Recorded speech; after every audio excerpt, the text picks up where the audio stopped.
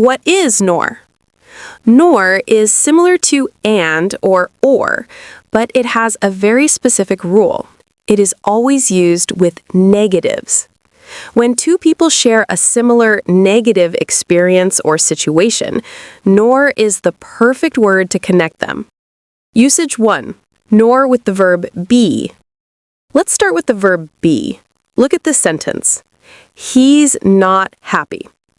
If she is also not happy, we can combine them using nor. He's not happy, nor is she. Notice the grammar here.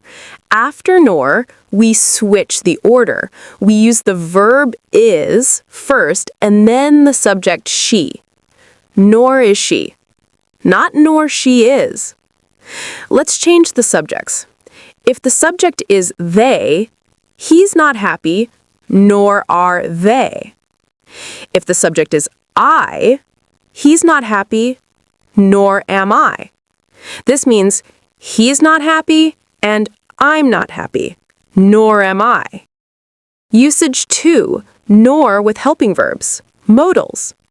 You can use the same structure with helping verbs like should or can. He shouldn't do that. If I want to say that you shouldn't do that also, I say, he shouldn't do that, nor should you. Notice that we drop the main verb do in the second part. We only need the helping verb. Another example with can't. He can't finish it, nor can she. He can't finish, main verb plus helping verb, nor can she. Helping verb only. Usage 3, nor with do, action verbs. This next structure is very elegant. If you use this, you will sound like you have a very high command of English. I don't have a car, negative action. I don't want one, negative action. We can combine these using nor. Because the main verb is have, not be or a modal, we need the helper verb do. I don't have a car, nor do I want one. The structure is nor plus do plus subject plus verb. Let's look at another example. She doesn't eat beef. She doesn't eat pork. Combined, she doesn't eat beef, nor does she eat pork. This allows you to avoid repeating the word doesn't. It flows much better. Usage 4, neither nor. Nor is very often paired with the word neither. Note, you can pronounce this neither or neither. It's not cheap and it's not efficient. We can simply say it's neither cheap nor efficient. Or referring to nouns, she eats neither beef nor pork.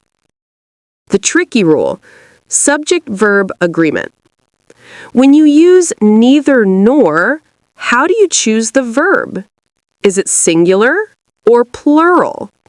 Look at this example. Neither coffee nor tea is available. Because tea, the subject closest to the verb, is singular, the verb is. However, you will often hear native speakers say, neither coffee nor tea are available. Strictly speaking, the verb should match the closest subject. Neither the students nor the teacher knew the answer. Here it's past tense, so knew works for both. But if we use the present tense, neither the students nor the teacher knows the answer. Matches the teacher, singular. Famous quote and conclusion. Finally, here is a famous quote from Shakespeare regarding money. Neither a borrower nor a lender be. This means don't borrow money and don't lend money. Neither a borrower nor a lender be. I hope this video helped you understand how to use nor. If it did, please give it a thumbs up and subscribe to my channel.